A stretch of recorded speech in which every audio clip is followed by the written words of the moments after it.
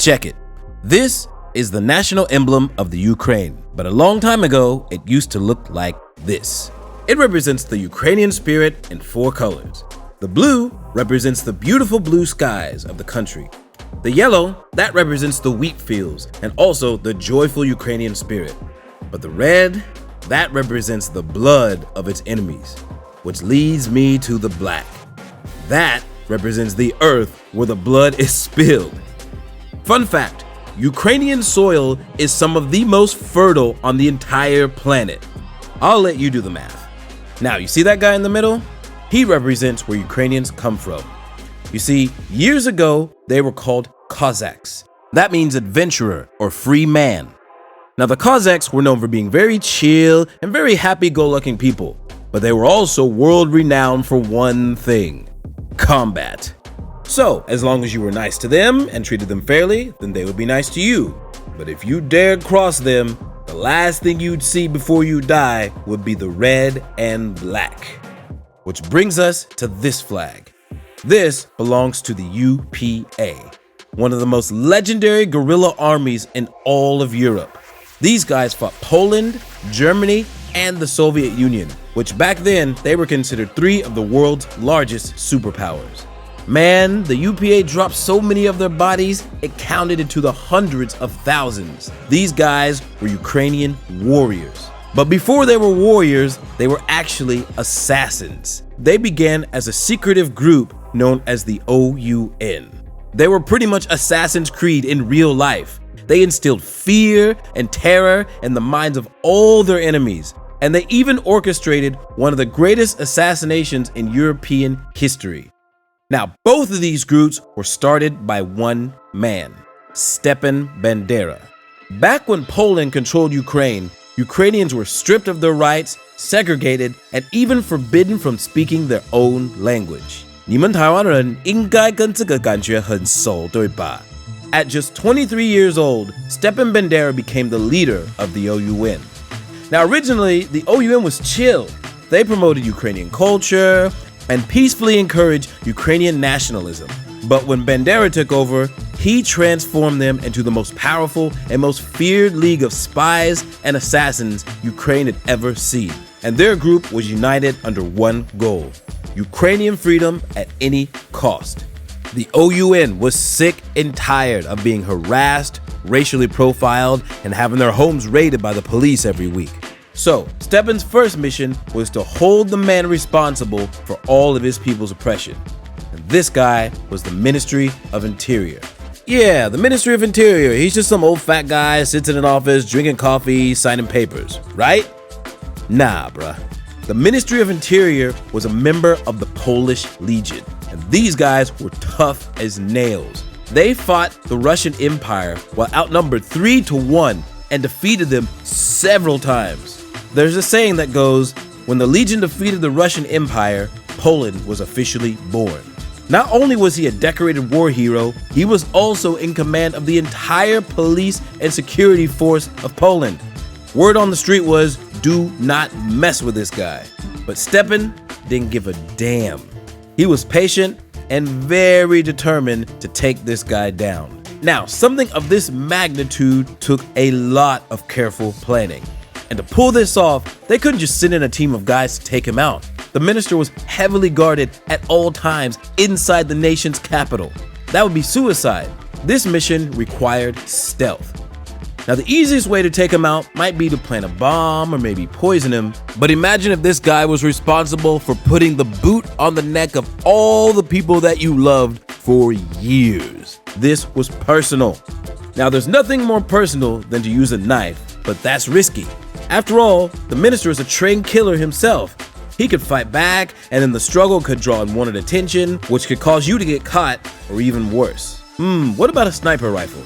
That could work, but you might miss or hit the wrong person. Now, a pistol is perfect. Screw on a silencer, get in close, and double tap to the back of the head. This sends 2 messages. Shooting up close means the OUN can get to anyone, anywhere. And the double tap shows that they don't miss, a signature assassin move. So once ready, Stepan chose his top man, Gonta, for the job. He followed and tracked the minister for days, looking for holes in his routine, and he found one opening. Every week, the minister would visit his favorite social club and leave by himself. So Ganta hid around the corner under a stairwell for 12 hours. No coffee break, no bathroom break, only stillness. And when the minister finally came out and around the corner at 3:30 p.m. in the afternoon, 2 shots in the back of the head, just as planned. Mission accomplished.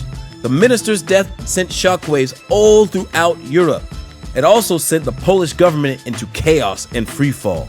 It took an entire year of blaming and arresting the wrong people before they finally even figured out that Bandera and the OUN were responsible. And afterwards, him and several of his members were arrested and sent to prison. And then the Nazis invaded, giving Stepan his chance to escape. Upon reuniting with his OUN members, they made a declaration of independence for Ukraine. But the Germans didn't like that too much, and knowing exactly what the OUN was capable of, they immediately threw Bandera into a concentration camp. But Stepan survived. 2 years later, he was released, but his family and many of his fellow OUN members had been either exiled or executed. Man, 2 years of torture and starvation, only to come out and find out that most of the people you care about and love are dead, would break just about anyone. But Bandera was not just anyone. He was a Cossack, and it was time to fly the red and black. He formed a new group, but this time he was done hiding in the shadows. It was time for war. His new legion of warriors emerged as the UPA. Now, they pretended to work for the Nazis, accepting $42 million in aid, adjusted for inflation, of course, and funding to fight the Soviets. Now, they did fight the Soviets, but they also secretly used that money to assassinate German generals and sabotage the Nazi army. And despite the relatively small numbers, the UPA managed to kill over 4,000 Nazi soldiers, almost triple the amount they lost on their own side. But the Germans were not the primary goal. Stepan knew that the UPA didn't have the numbers to fight the Soviet army head-on, so they engaged in guerrilla warfare. Obviously, the Ukraine was their own backyard, so they knew all the perfect hiding places and where to sabotage and set up traps and ambush. And their most legendary battle took place in the capital city of Kiev. The UPA ambushed the Red Army and killed their army general, the main boss, the big boss. They then reclaimed 160,000 square kilometers of western Ukraine and set up their own shadow government. That would be like if the battle took place in Banqiao and they took claim to Xinbei-Si, Taoyuan, and Zhongli. And man, the Soviets were pissed. They sent their own team of elite assassins known as the KGB to take out Stepan Bandera. But no matter how elite they were, they had no chance of getting even close to him, because this guy not only had years of experience in planning assassinations, he also knew how to avoid them. So they waited. After the Soviets captured most of the members of the UPA, the heat finally died down, and the KGB caught up with Stepan in Germany a few years later. And they finally caught Stepan with his guard down, using a concealed poison gun. And this gun shot out cyanide gas to make Bandera appear to have a heart attack. Now, this is not nearly as personal as putting 2 in the back of his head, but as you know, the KGB is all about being secretive and stuff.